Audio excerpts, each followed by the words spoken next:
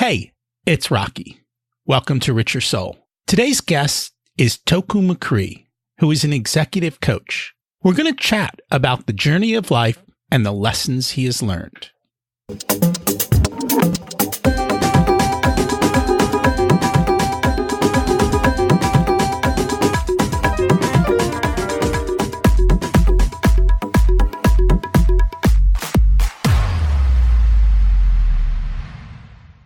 Imagine it's 12 months from now, and you've achieved your major life goals. How does it feel to be in the best shape of your life? To wake up energized, excited about the day? To have great relationships and friends who support you and propel you forward? How does it feel to have an excess of money, to be able to make the choices you want? To be fearless and open to trying new adventures? Imagine being connected to the universe and it providing everything you desire. It's possible over time, and your past does not dictate your future. The only thing holding you back from this vision is you. It's time to take control of our thoughts and use them to our advantage. Welcome to Richer Soul, where we achieve our dreams and bring balance to health, wealth, relationships, time, and spirituality. If you have not had a chance to listen to episodes 1 through 9, I encourage you to go back and listen to the framework behind Richer Soul and how to create the life of your dreams. You can also find all the show notes for this episode at richersoul.com. While you're there, you can sign up for a monthly email where I share the best articles I read this month, let you know about upcoming episodes, and share a little wisdom. You can also listen to coaching calls under the Coaching Calls tab. I also share the most interesting articles I read every week on Facebook at facebook.com/Richer Soul. And there's also a Facebook group where you can ask questions and interact with other listeners. Today's quote is from Ann Wilson Shep. Good health is not something we can buy. However, it can be extremely valuable savings account. And it's true. In order to create and maintain great health, we have to make small changes in how we do things in life. It's figuring out what works for you and your life, and also what's fun. Now, it's not always going to be fun, but we can find a way to do the things we need to and also have fun. That may be eating well for 6 days and having a cheat day where you eat all the foods you love without restrictions. This actually works, and you can lose weight if you can be good for 6 days. Getting rid of sugar is a big part of good health. Bread, pasta, cereals, candy, soda, chips, all the items that we kind of love, but that are all processed and not in their natural state. Removing those from our diet most days definitely helps to cut down on weight. It also doesn't mean we have to exercise 5 to 7 times a week. That's really hard to fit in. So how do we do it 3 times a week and make it a habit? You put it on your calendar. You have to have it on your schedule, or it doesn't get done. I do. Health like wealth doesn't change overnight, but small changes over a lifetime make a massive difference. If you're taking medicines, have aches and pains, it's a warning sign that you need to make a change. I'm not a health expert.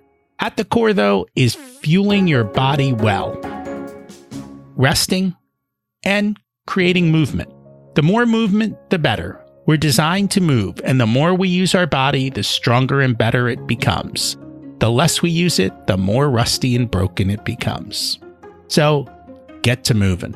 Today's guest is Toku McCree, and he worked more than 30 jobs before he was 30 years old, including running a sumo chicken boxing ring. No chickens were harmed or even involved. Working as a guitar tech for a well-known rock band. And then after leaving the music business, he lived in a Zen monastery for a couple of years. He left to become a preschool teacher, but decided he wasn't cut out for making paper puppets. He's trained for triathlons, started a personal training and mindfulness business, and then moved on to running an executive coaching business. This is where he found his passion and his first taste of real success, breaking 6 figures in the first 18 months of business. Then he met a girl who had a passion for coaching, and they started a side thing to help coaches learn the art of mastery, on a foundation of spirituality and scientifically based deliberate practice. And it's interesting because I actually know who she is. And we met years ago. And when I was doing research on him, I realized, hey, there she is, the quirky girl.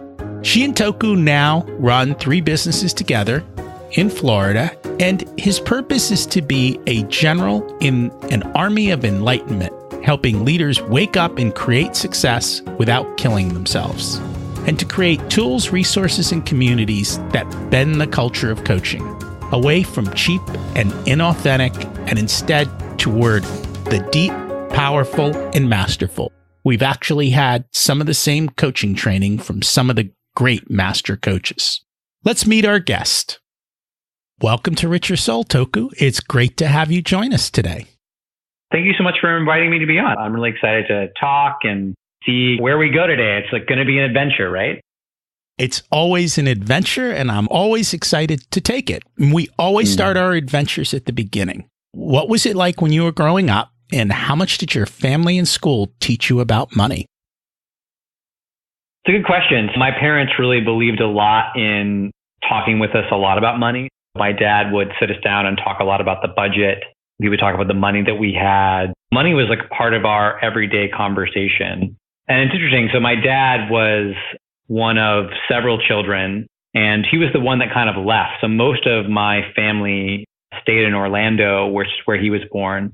His brother got the construction company that was in the family for many generations, and he left and went off to be a fighter pilot in the Air Force, and then eventually a musician. So he was sort of the one that got away, or the sort of one that left the nest the most significantly.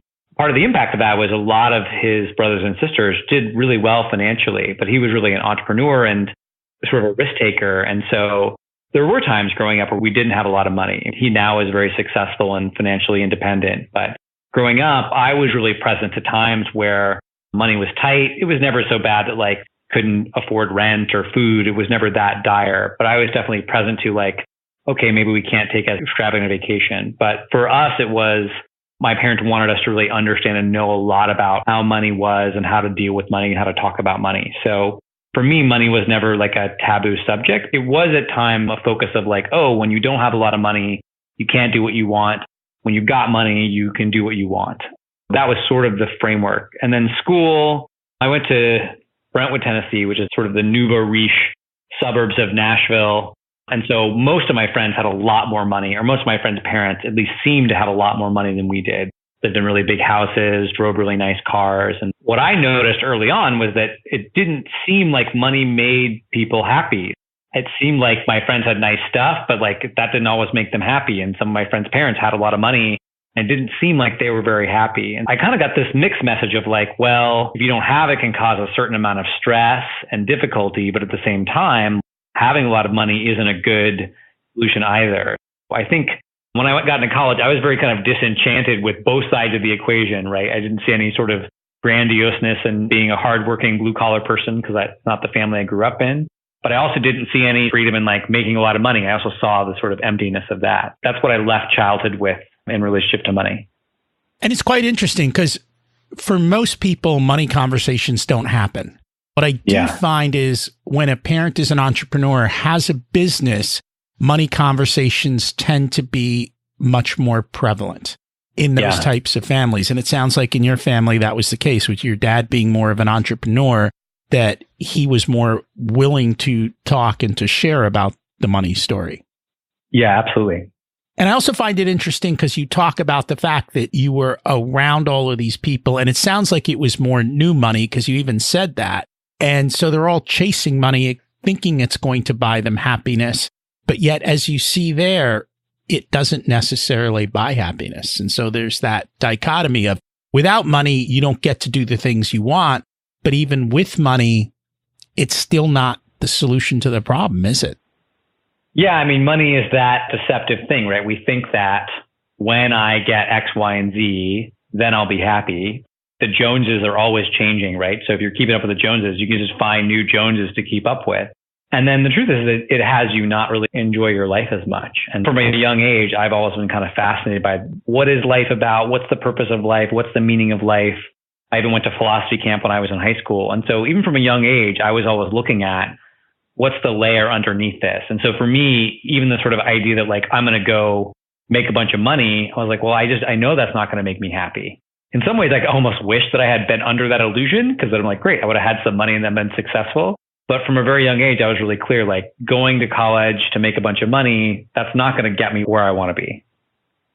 Well, you should be happy, because if you went to college, you made a lot of money, and then you weren't happy, then you'd be upset that this whole path that you took was essentially a lie. It wasn't what it was meant to be. Yeah.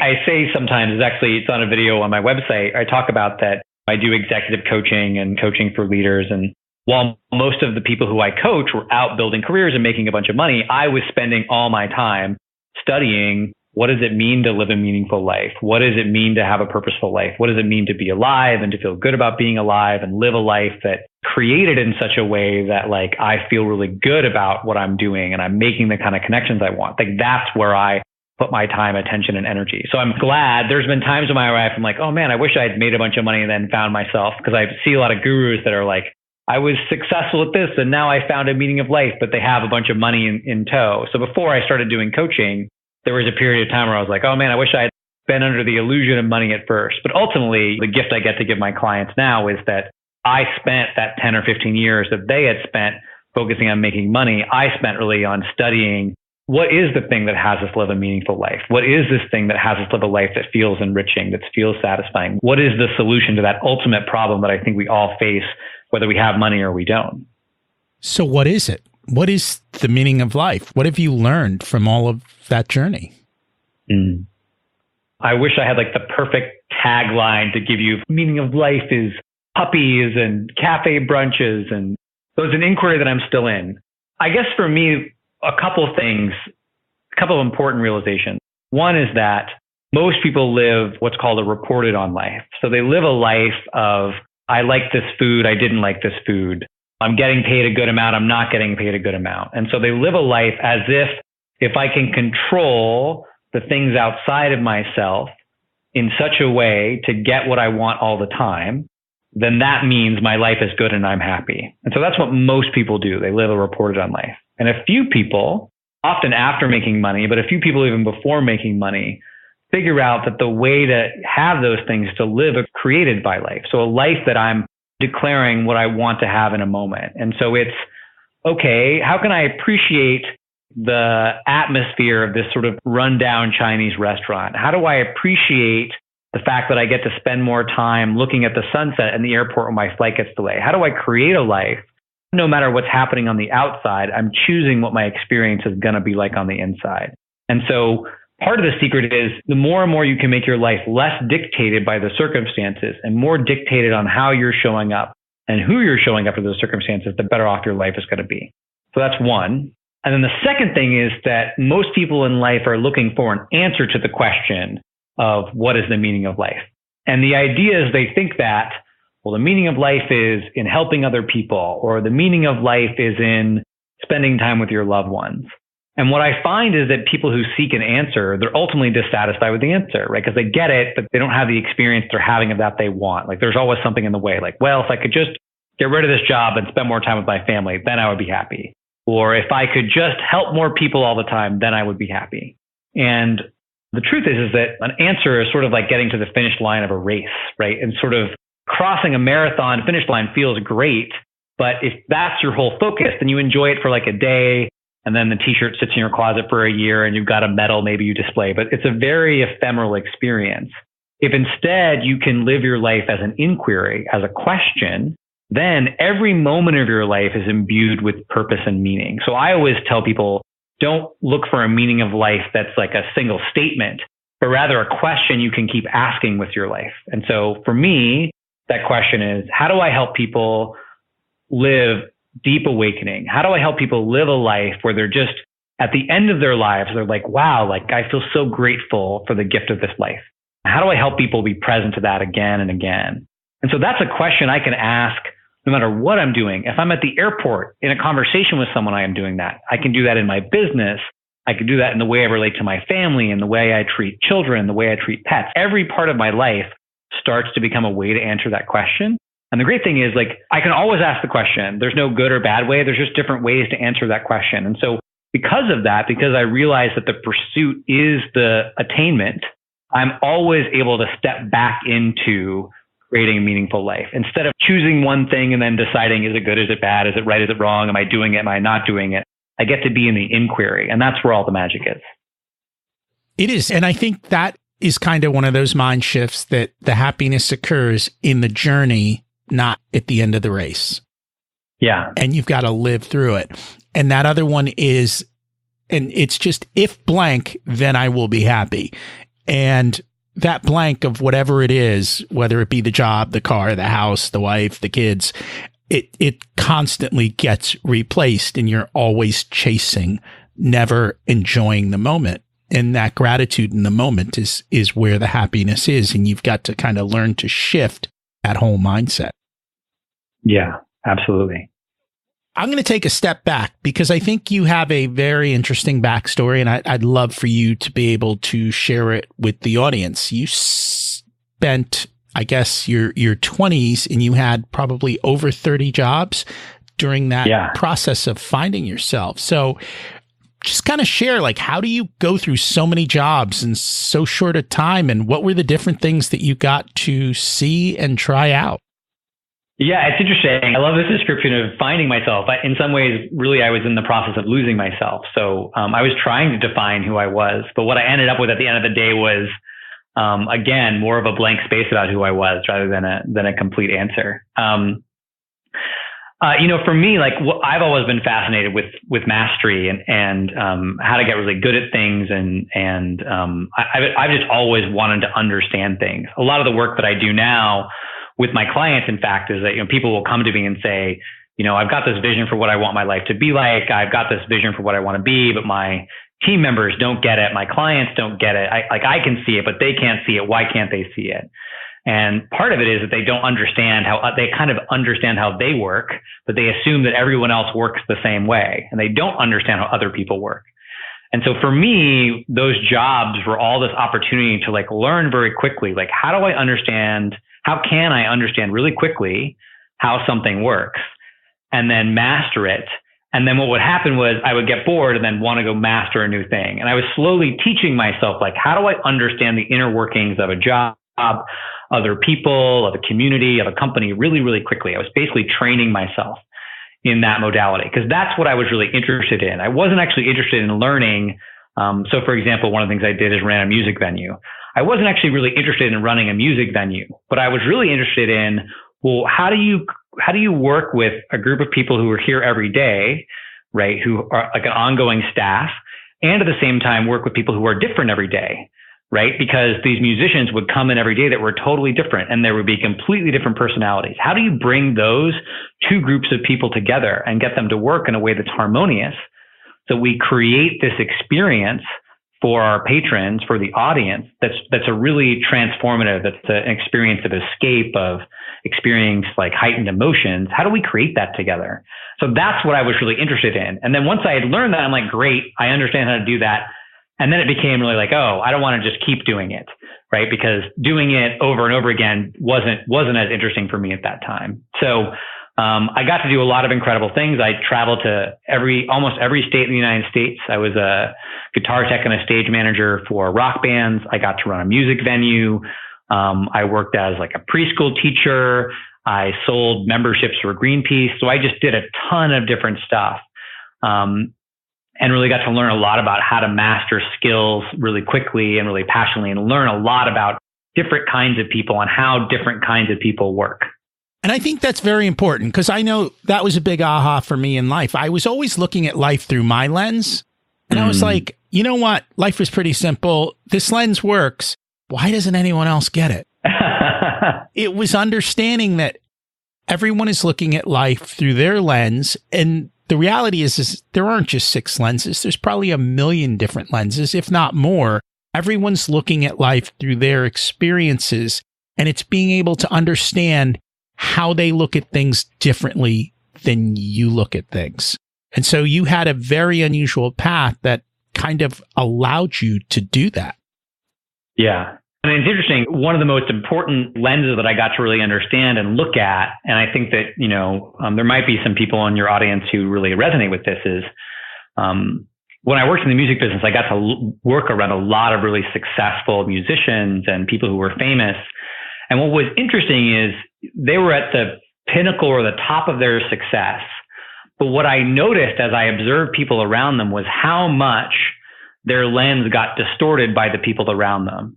So there was a way in which like people would keep information from them or share information with them really selectively. There was a way they were treated. There was a way in which their environment got created. And so what happened was, even though like there were parts of it that were great, right? People would, you show up at a music venue and all your favorite kinds of food are taken care of and are there, and people cater to your every whim. But the other side of that is you end up feeling really isolated because people aren't actually connecting with you. You might be very successful. You might have a lot of money. People aren't connecting with you because they're relating to you through this lens of your status, through the lens of the power that you have.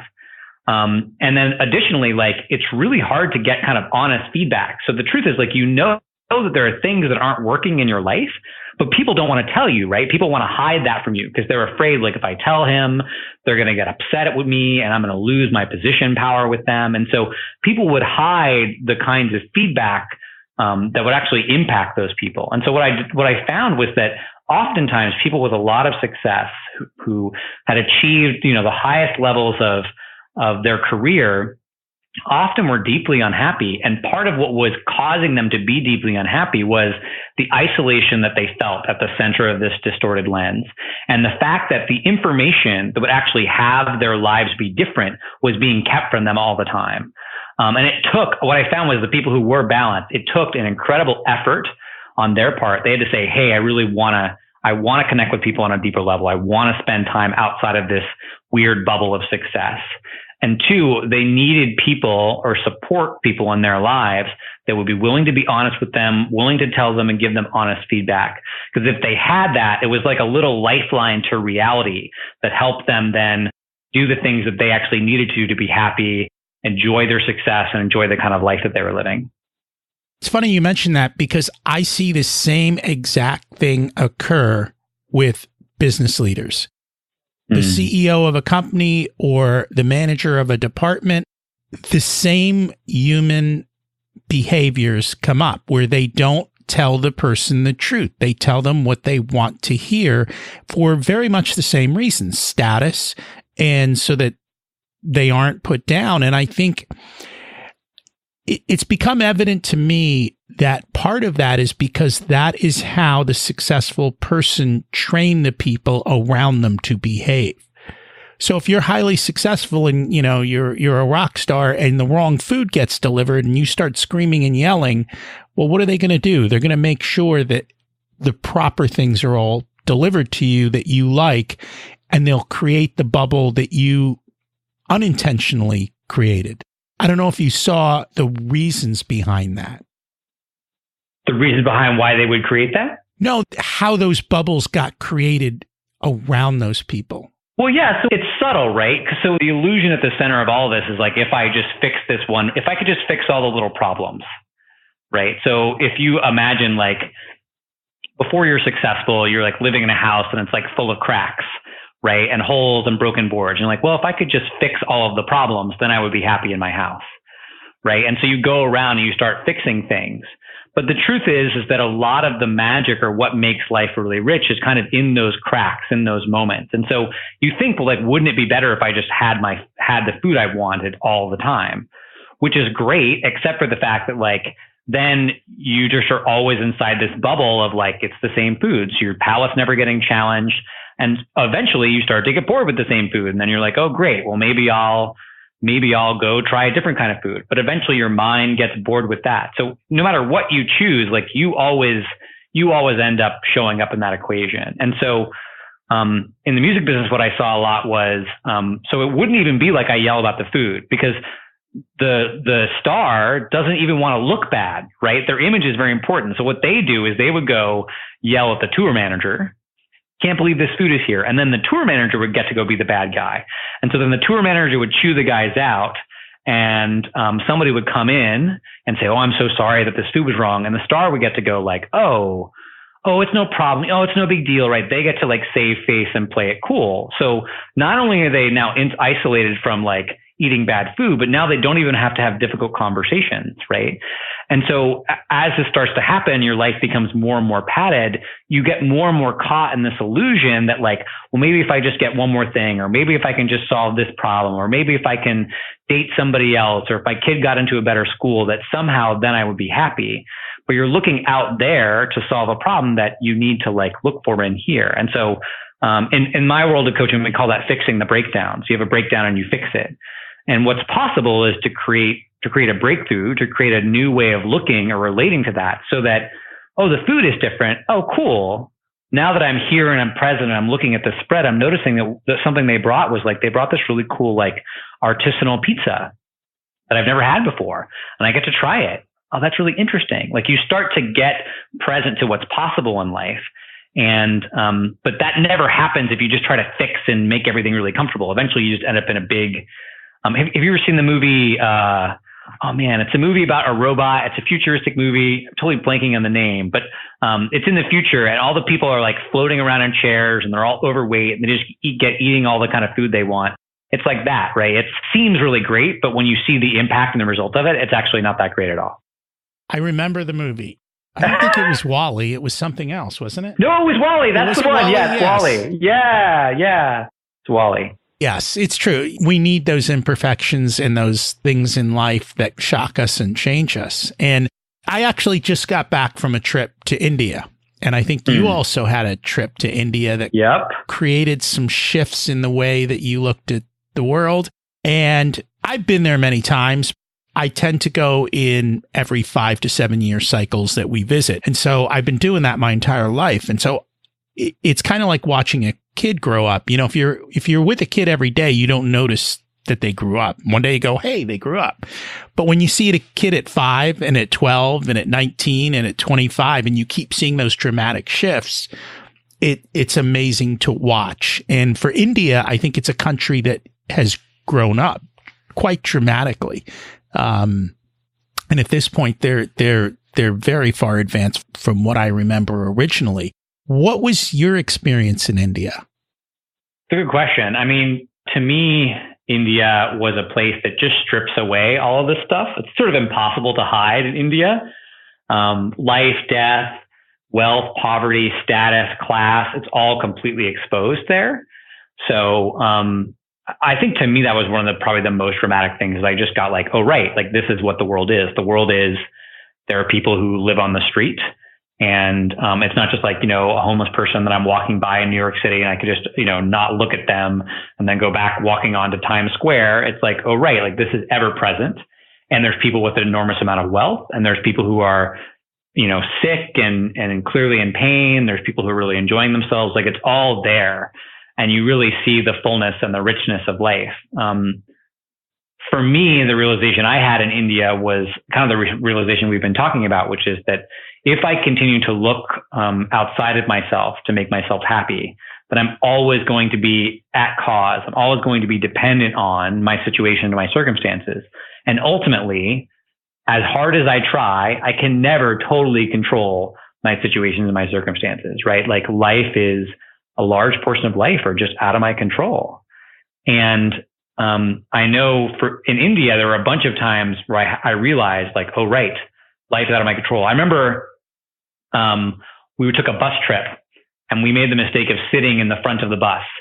And the way people drive in India is just, it's amazing. Like it works really well, but like it doesn't make sense by the way we, you know, in the States, it's all lines and rules and we change lanes and there's signals. And in India, you know, the bus driver would drive in one lane and then jump back over in the other lane and there's the oncoming traffic. And in the last minute, he would swerve back over and get into the right lane. And I mean, I was just like, oh my God, we're going to die. Right. But what I realized while looking out that window was like, oh, wow, like I have no control over what's going to happen with this bus. And what it had me realize was as I looked at my life, I realized like, oh, wow, a lot of the time I have no control over my life. The plane that I'm flying in, I don't have control over. The place that I was born, I don't have control over. What other people say and do, I don't have any control over. And trying to control them, when I try to do that, it just makes me crazy, right? It doesn't work, one. 2, even if I could control them, it wouldn't make me happy. And then 3, whenever I try, I just end up feeling crazy about it. And instead, I started to realize like, oh, if I can learn to, make choices, right? This isn't about just giving up and floating along. It's like, oh, I can be strategic and make choices and control what I can, choose things wisely. But then as I choose, notice what shows up, learn from what shows up and accept what shows up, my life is going to go a lot better. And so I learned on the bus to just say, okay, hey, I'm on the bus. There's nothing I can do about it. And I closed my eyes and I relaxed and I said, if we get there, we get there. And if we don't, we don't. And as soon as I did that on the bus, I enjoy the whole experience way more. It's funny. In India, they have intersections, and a lot of the intersections do not have traffic lights. They also do not have stop signs. Right. It's a 4-way intersection, and it's essentially a free-for-all. And somehow they make that free-for-all of everyone's got the right of way work. I didn't drive. I always liked being a passenger, but because I'm used to it, it's fun to watch how it ebbs, flows, and how it all just comes together in that. And it works. But for us in life, how do we deal with uncertainty? Because it's unsettling when you don't know. There are times where we love uncertainty, right? We want a surprise. But yet at the other time, uncertainty can be unnerving in life itself. How do you find what you found on the bus in life? Well, it takes a lot of practice. So I want to acknowledge that this isn't just like you get it and it's done kind of thing. So it does take practice to get present to it. So for me, and what I work with a lot of my clients is, one, we just start with observation. So we just notice like, oh, what's actually going on? Because a lot of what people talk about as uncertainties in the future. Like, well, I don't know what's going to happen if. I'm like, great, that's not happening right now. What's going on right now? Right. So people say, well, what if, I'm worried about my kid, right? They're going to college. They decided to major in philosophy. I majored in philosophy in college, started to major in philosophy. I'm really worried about their future. Great. I hear that. So what's going on right now? What do you notice? What's happening in the room you're in? And they'll start to look around and go, oh, well, the room is nice. I can describe the room right now. So we live in Florida now. I'm looking outside. It's a beautiful sunny day. The hammock is blowing gently in the breeze. I'm standing on a nice carpet. I'm wearing some nice sandals. I can feel the texture of my t-shirt against my skin. And as I do that, as I get present to what's going on right now, I'm just noticing like, oh, like I'm fully safe. There's nothing threatening me. And actually where I am is really, really beautiful, and really amazing. And so the first thing we do is we just observe, like what's actually happening. Now there's times in life where something really dangerous is happening. You need to do something. You rarely need to pause and think about those things. You tend to just respond, but you just notice like, oh, what's going on right now? And then from there, I work with people to identify like, okay, well, what do you want? Because we mostly focus around what we don't want. Like, I don't want to have my bus run into somebody else. I don't want my kid to be broke and I have to support them forever. I don't want my employees to complain with me anymore. I don't want to miss another family vacation. So we talk about what we don't want. And of course, when we focus on what we don't want, that's all we can think about. When I'm on the bus, I'm like, I don't want the bus to run into something. I don't want the bus to run into something. I don't want the bus to run into something. So every moment I'm like, is it going to run into something? No, it's not. And so I'm just constantly anxious and worried. And so instead I go, great, well, what would you like? What do you want right now? What do you want to create in this moment? And so for me on the bus, it was, I want to create and I want to relax and be on the adventure. For a client who's got a kid they're worried about, like, I want to feel proud of my kid. I want to feel confident in them. For somebody who employees like are complaining a lot, I want my employees to love the work that they do. And so I ask people, what do you want? Because as soon as we start to put our attention on what it is that we want, then we become able to create that, right? We put our attention, our energy focused towards where we're going instead of moving away from something. And so then we really look at, okay, great. Who do you have to be? What do you have to decide? What do you need to pick up? And what do you need to put down to move in that direction?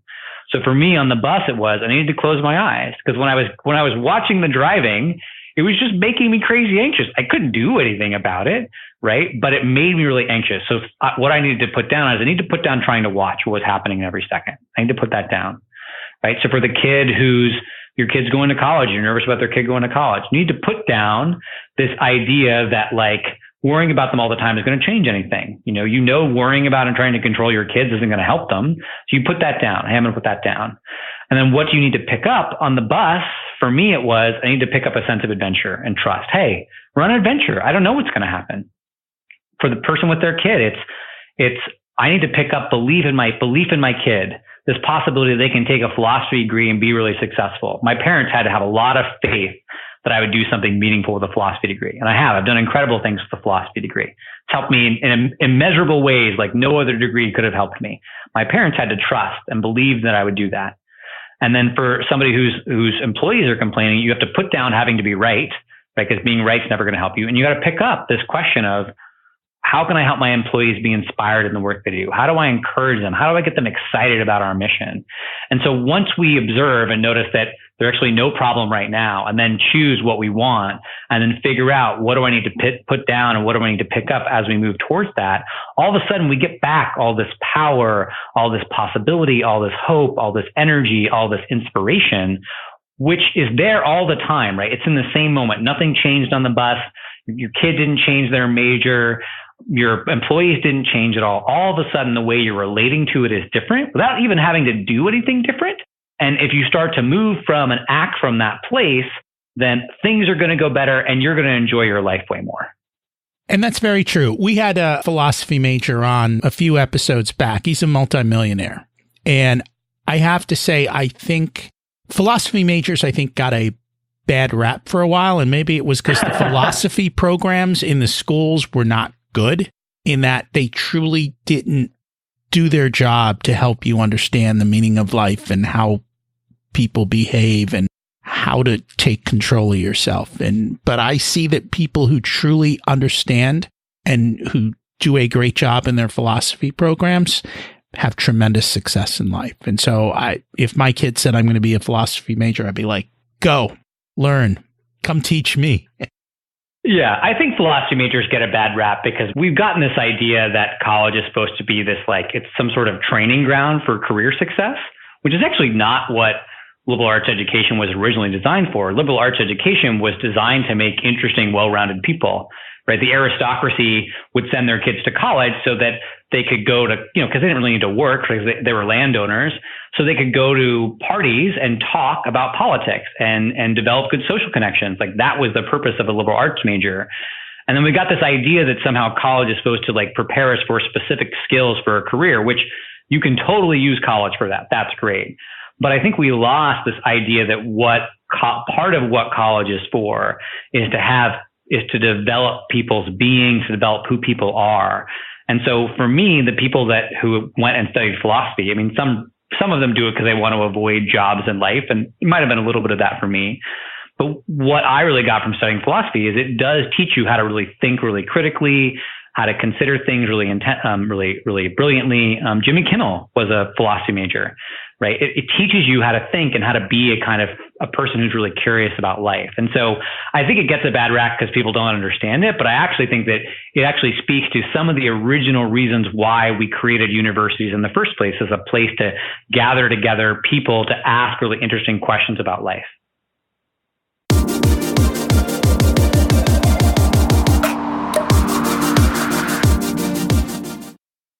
We'll be back with Toku in a moment. What do you want in your life and business? Have you taken the time to answer that question? That's part of what a business coach does. Help you to figure out what you want and then put the steps in place to help you achieve it. It's always amazing to me how people don't take the time to do this, and how most people have everything they need, and there's simple steps that can be taken today to move you forward to getting what you want. If you're ready to work on what you want in life and in business, let's chat. An email to me, rocky@richardsoul.com, starts the conversation. I help business owners be focused and create profit so they can live the life they choose to live. Now, let's get back to our amazing conversation with Toku.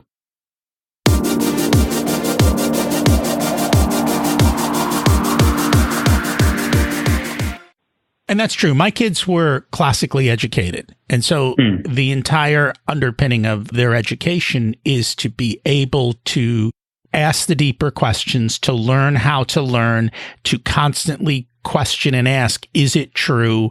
How do we know it's true? And they don't do it by reading a textbook that explains it to them. You go back to reading the original manuscripts and going back to the original work. And that happens even in a math class. If you're going to learn geometry, you go back and you read Euclid's geometry. You don't read a textbook that shows you how to use a formula. And I think we've gotten away from that. And part of that is because I don't think you can mass produce the ability to ask great questions, and you can't easily judge that, right? How do you judge what's right and wrong when you have two people who both have great ideas? It's not to say that one is right or one is wrong. One is just different than the other. And I think that becomes very hard in a system to bring about and do. Yeah, I mean, I think that you can go to Paris and you can have one of two kinds of experiences, right? You can go to Paris and you can get the tourist map and you can hit all the sites. And you step by step, 1, 2, Louvre, Eiffel Tower, Arc de Triomphe, bam, bam, bam, done in a week, saw everything, took the selfies, home to see the kids, right? You could do Paris that way. And there's another way you can do Paris, and that's to go to Paris and you wander around, right? Like maybe you go to the Eiffel Tower, but then you walk through the neighborhoods and you ask, you stumble onto a cafe. And the danger in doing it the second way is you're probably going to miss things you want to see. You're not going to be able to control your experience. I'm going to disagree with that. You know why? Okay, sure. I think you're going to miss things that other people say you should see. Exactly. Yeah, I love that. Nice distinction. Yes.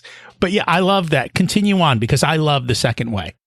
Yeah. So you might miss some of those things, but what you gain is you gain this experience of like the wonder of Paris and discovering a new city, and you'll find spots that no one's ever heard about, right? That's really unique and interesting. And your experience is going to be completely unique, completely interesting. And so in the world of personal development, even in the world of coaching, people sort of they're like, I want a step-by-step method. Tell me ABC, I do this, I do this, I do this. But the truth is like, that's not what the magic is, right? Nobody who's any good in bed, like does everything step by step, right? I'm going to, caress the face. I'm going to kiss the lips. Like that's not, maybe some people have some bit of a sequence when they make love, but the truth is like when you're making really good love, when you're having really good sex, it's just very improvisational and you're moving from one experience to the next. You're doing one thing to the next. And so life can really be that way, right? That's how you can explore Paris, right? You can explore Paris like it's a job, like you're filling out your taxes, or you can explore Paris like you're making love with it, right? You can explore Paris like, the way that you watch water move at the end of a long meditation retreat. You can relate to your life that way. And the challenge is that what you lose in that is that there is a sense of certainty that you lose. It's not as clear step by step.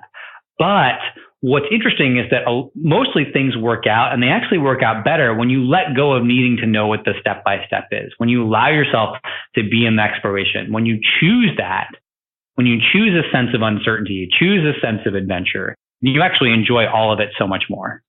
You do. I am one who will rarely go to tourist spots. I will rather go where everyone else is not going. And we've always kind of lived that way. And when we vacation and we go to places, we tend to go outside of the normal tourist spots. And when we do end up at a tourist spot, I'll look at the kids. I'm like, what'd you think? And they're like, yeah, that wasn't all that it was meant to be. And I think it's because everyone makes the hype of you must do X. And the reality is you're not missing anything by not doing X. When we were in Italy, we just literally walked the streets and found little alleyways and went to different places and tried different things. Some were better than others. But, if you don't have the not so good, you can't appreciate the really good. And so it's fun to be able to do that. Well, and the same thing is true even if you do go to the tour sites, right? So if what happens is the way that we approach life, or it's this step-by-step system, right? And it's like step-by-step to what, right? You can step-by-step yourself into the grave, right? A, B, C, D, great, I'm going to do this and then I die, right? So, or You can, you can go to the Eiffel Tower. You can go to these places, and instead of being like, great, I saw the Picasso, I saw Mona Lisa, right, done. You can pause and say, well, where's my attention being drawn? Like, what is this experience? I mean, I've gone to some amazing tourist spots in different parts of the world. I went to the Taj Mahal when I was in India. And again, I just brought that same attitude, like, cool, what is there here to see?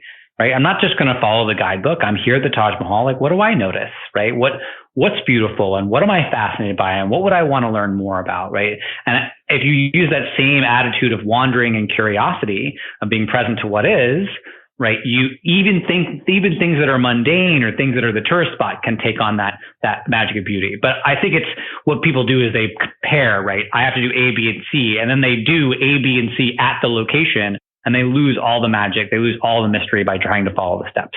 And it's true, because people will go to these magnificent museums and they will look at the one piece of art, and there's a 2-hour line for the one piece of art. The rest of the museum's empty. You could look at so many other wonderful pieces of art that you might actually like better.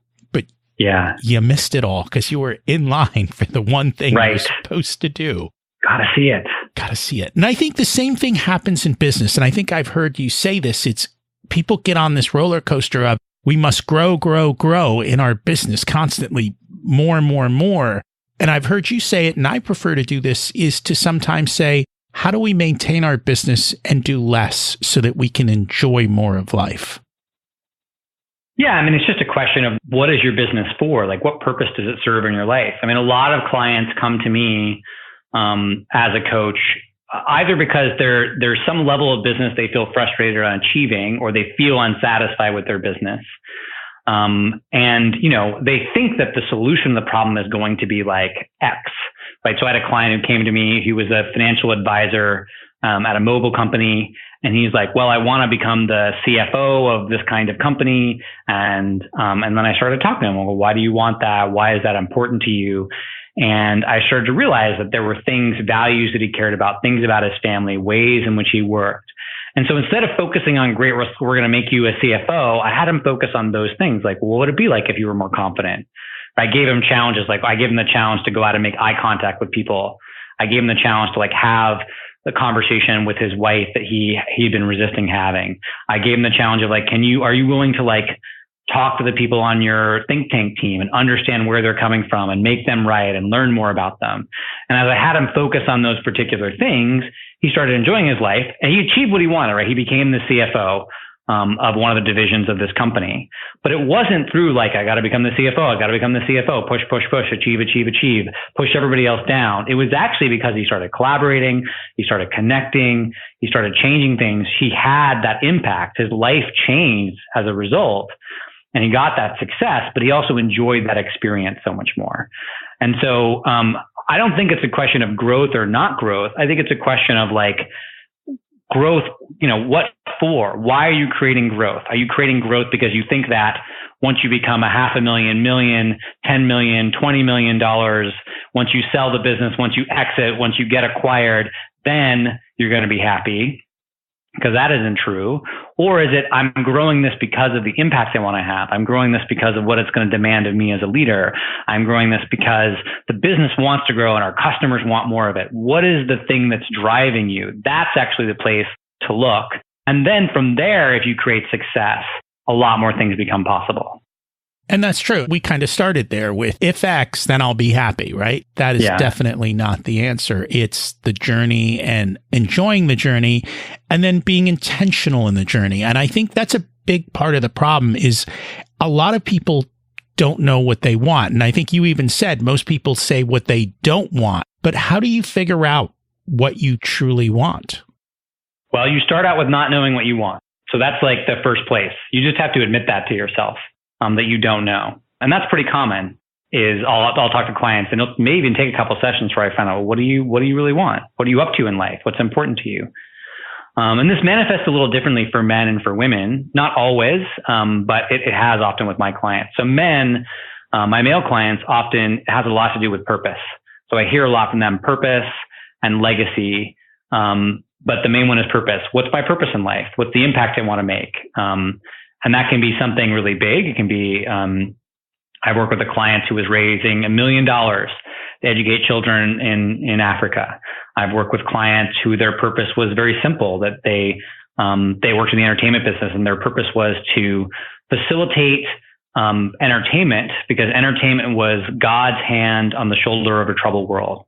That was their purpose. So for my male clients, their purpose is always very central. For some of my female clients as well, it definitely comes up, but I noticed for men, it's about figuring out what is your purpose. And then from there, great, how do I live into that purpose in a way that's interesting, that's fascinating, and that will serve me and my family? How do I align that with my sort of obligations and things I'm committed to? For women, there's often a question of impact, larger impact. How do I help or serve a large number of people? Or legacy. Legacy often is a thing that's present for my female clients. And again, there's people in different camps. So some women are very like aligned with purpose, and they get really like, yep, purpose is what I'm about. And some men are very like into like serving lots of people and leaving a legacy. So those are both things that come up for both, but it tends to be my clients focus on one or the other. And so, but you know, there's this question of like, well, what do I, for women, it's like, what am I leaving? What am I leaving my children? Right. And a lot of times for women I know who are very successful in business, it's sort of like, I have these things in my career that I want to leave, an impact I want to leave on my company. And also like, well, what is the impact I'm having on my children? If I'm not spending time with my children, what is that? I wish that came up a little bit more with men. It does, not as much. But that's the kind of question they're asking, right? Or what's the impact? Is this really going to help people in the world? So one of my clients, the female client, she works in the entertainment business, and she talks about being the heart of her organization. And she talks about what is the energy that's going to get left with the people I work with? What's the impact I'm going to have as a leader? And are people going to get left feeling like they're more empowered and more things are possible, and more women are going to think that things are possible when I'm gone? Or is it going to be like I'm just going along with the old boys club and that's it? And so those are the first two places I look, is purpose and legacy. What is your purpose in life? But the thing is that all of that is sort of made up anyway, right? It's you're just deciding what that is. You're allowing that vision to come to you, and you're living into it. And so it's a conversation, and it's a creative process. That's what I have people do. I have people just look at like, what really, really matters to you at life? What's really important to you? And then let's start crafting a vision, crafting what you want from that place. And I find a lot of people don't do that. They don't have that target and that clarity of what they want. And when you don't have that clarity, it makes it very difficult to achieve, because you constantly distracted by the next shiny object or the next, oh, if I get this, then it'll all be good type of mentality. Yeah. On this journey, we're going to have bumps. We're going to have failures. We're going to have mistakes. What's your philosophy on how to deal with them and what they mean? What I work with on my clients is how to distinguish and work with what I call breakdown. Breakdown is just simply anything that is that shouldn't be, or anything that isn't that should be. So the simplest metaphor is like if you are driving and your tire goes flat, that's a breakdown. Your tire should not be flat, not workable. You can't drive your car with your tire flat. I mean, you can, but it's a bad idea. So you just identify what that breakdown is, and then you get really clear, like how am I feeling about that? What am I thinking about that? And then you remind yourself what your commitment is.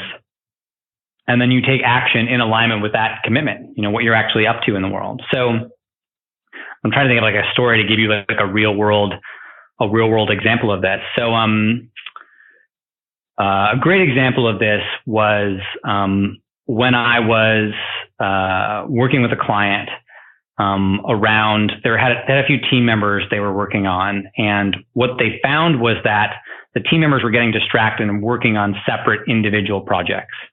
And so what they were doing is they were complaining a lot about like, oh, like these people aren't working on the project, and they're afraid of taking risks, and I can't get them aligned up with the thing that I want them to do.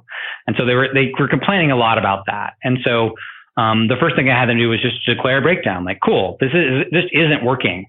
Right. And then I asked them like, well, how are you feeling about that? Like, I feel really frustrated by that. I feel really annoyed by that.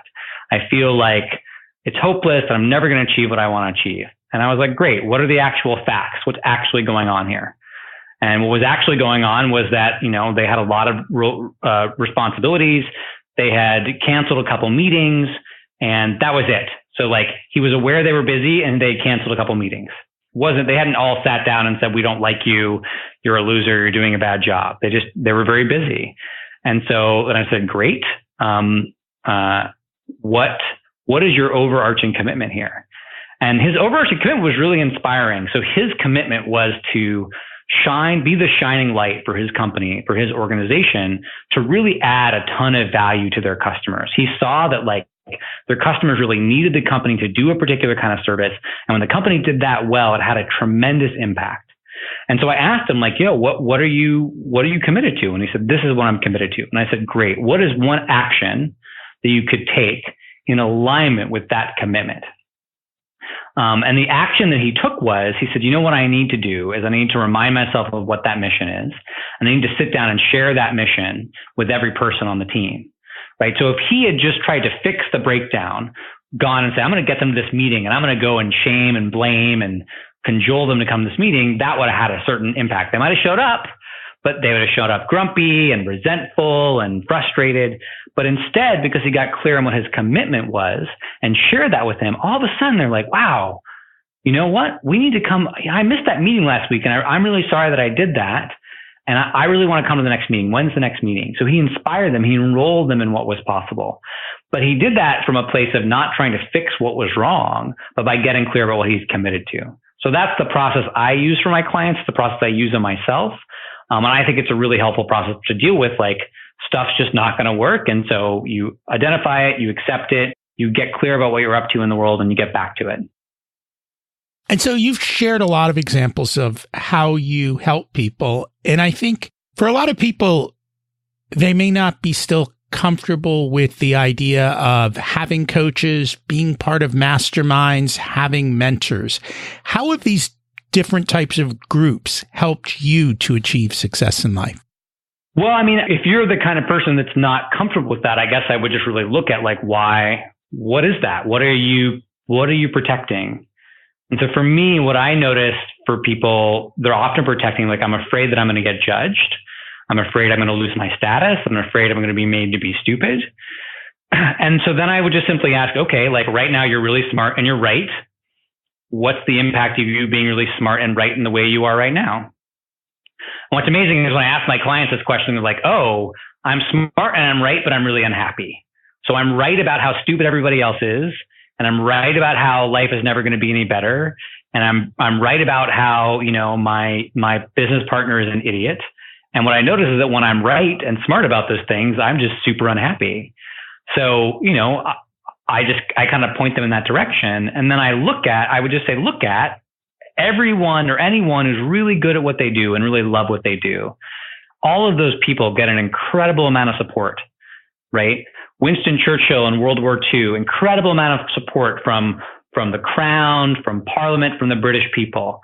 Serena Williams, Venus Williams, incredible amount of coaching and support from their parents, from fans, from other people, right? The people who are really successful and enjoy their lives the most are very reliable to get supported and be challenged, even when it's hard, even when it's uncomfortable.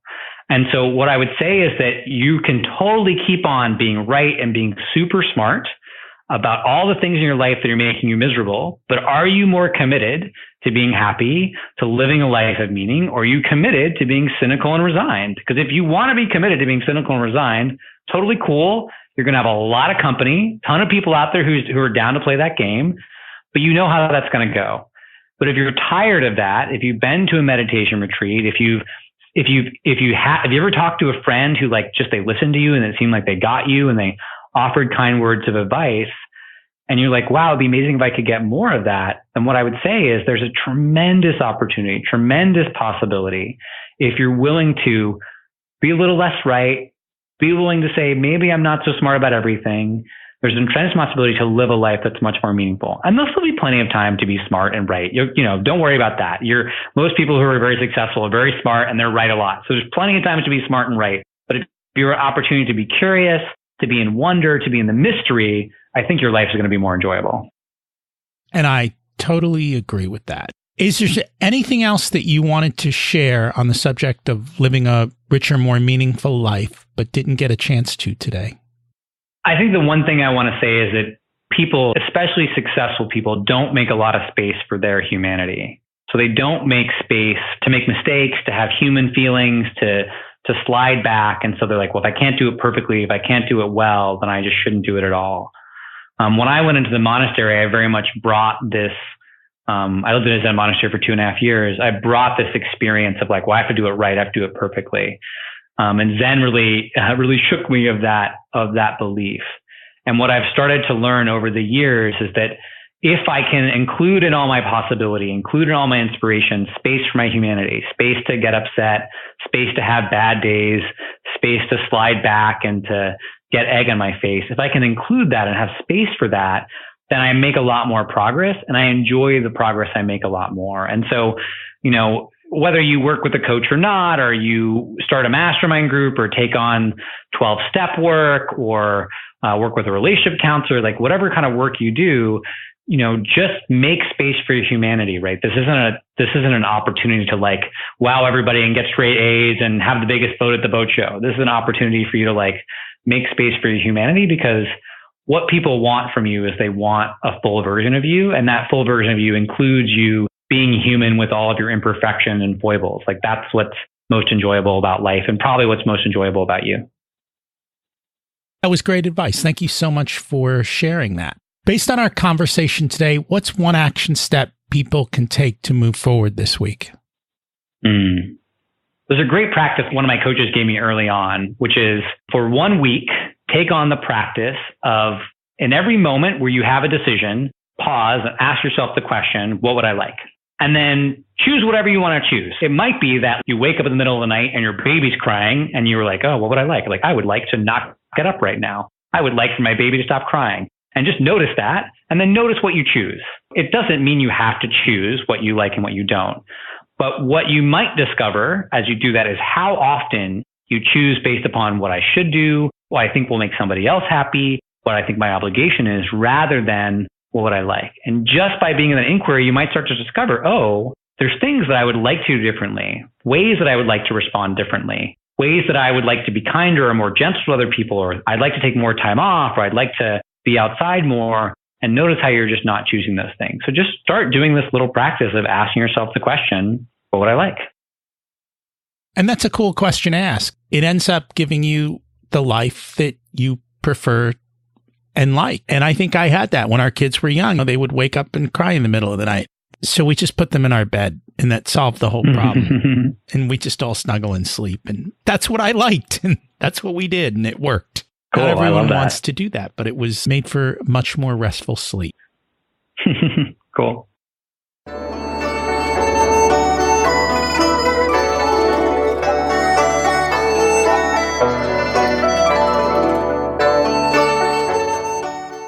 It's time to learn the secrets of life. What's your secret to living life? What's my secret to living life? Man, you had good questions. I feel like I'm with my coach right now. What's my secret to living life? My secret to living life is some days I wake up and I'm really clear what I care about and I want to create. And on those days, I do as much as I possibly can. And on other days, I wake up and I don't want to do anything and I'm only interested in being mad and right and smart. Those days, I do as little as possible.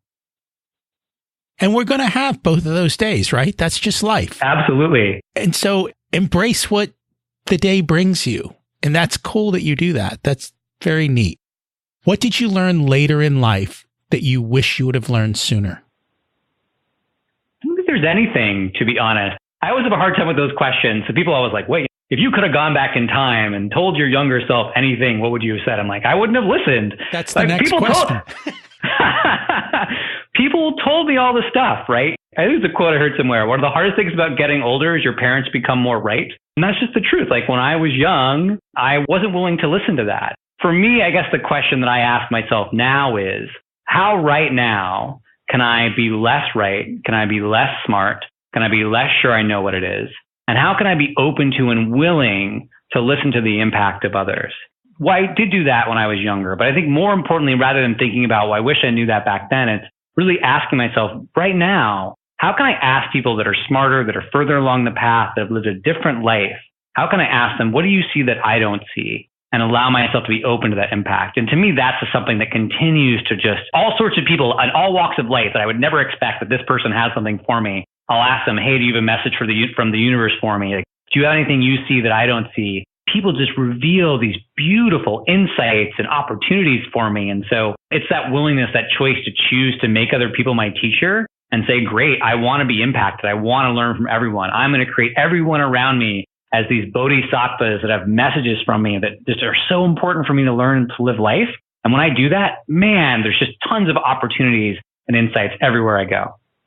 And I try and do that. I always try to find people 20 years ahead of me and learn from where they're at that point, what they've learned, what their regrets are. And I'm in my 50s now, so 20 years ahead of me is 70s. And you see a lot of people in their 70s with not great health. And I'm like, okay, I want to find the people who are healthy in their 70s. What are they doing and how do I follow that course instead of the other course? So it's always good to look ahead and to learn from those ahead of us. And so the next question was going to be, what's one piece of advice you would give your younger self? But instead, I'm going to say, what's one message the universe has for us today?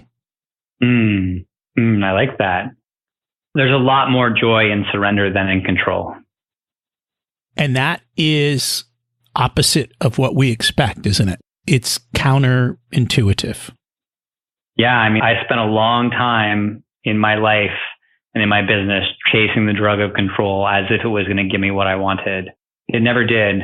I really very intentionally all the time practice letting go of control and surrendering and noticing what wants to happen. And what's amazing is all the things I think I'm going to get by controlling, they all show up when I let go.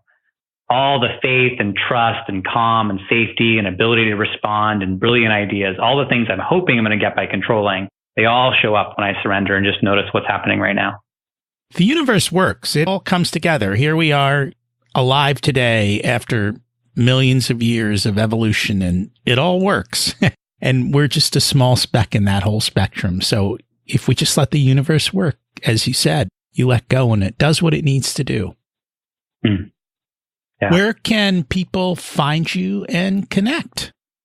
Yeah, so I've got a website, unexecutive.com. I certainly write on there, and you can check out if you wanted to have a conversation with me. I love having conversations with people. So if you're like, man, I need to talk to that guy, you can certainly reach out there. The other place is on Facebook. I'm the only Toku McCree on the internet, so super easy to find. But some of the best conversations I've had is people have said, hey, I listened to your podcast episode. They sent a friend request and said, hey, I was really fascinated by this one thing you said, or you asked this question and it really stuck with me. What did you mean by that?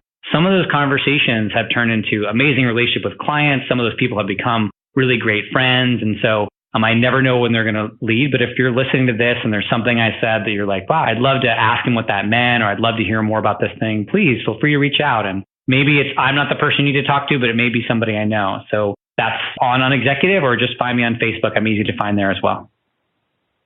And thank you for sharing that. And I will put it in the show notes as well, so it makes it easy for people to do that. Thank you so much for joining us today.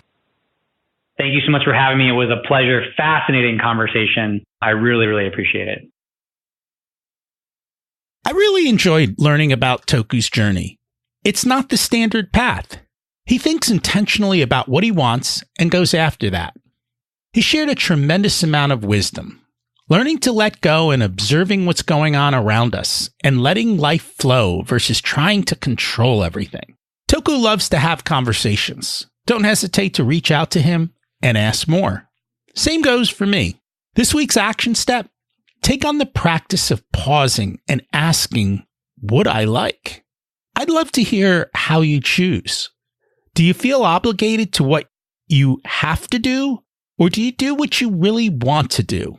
We have a lot more choices in life than we imagine, and choosing not to do anything and just accept life is a choice. And unfortunately, for a lot of people, they make that choice without realizing how much freedom they have. Hey, if you're still listening, you must have liked this episode. So please share it with a few friends, and if you get a chance, leave a review. I'd appreciate that. You can always connect with me on Facebook. There's a Facebook page for Richer Soul and a Facebook group where you can get a chance to interact with some of the other listeners, as well as myself. What's preventing you from moving forward, and who are you putting on your team to help build the life you deserve? Taking no action creates a far worse outcome in life than trying something and failing. Can I help you achieve your goals through my coaching and accountability? Just email me and we can start with a short chat to see if we're a good fit for coaching. Rocky@richersoul.com. For many people, one session allows them to take a giant leap forward towards their dreams. I'd love to hear how you're doing and how the information I've shared has helped. Thanks for listening. Have an abundant week.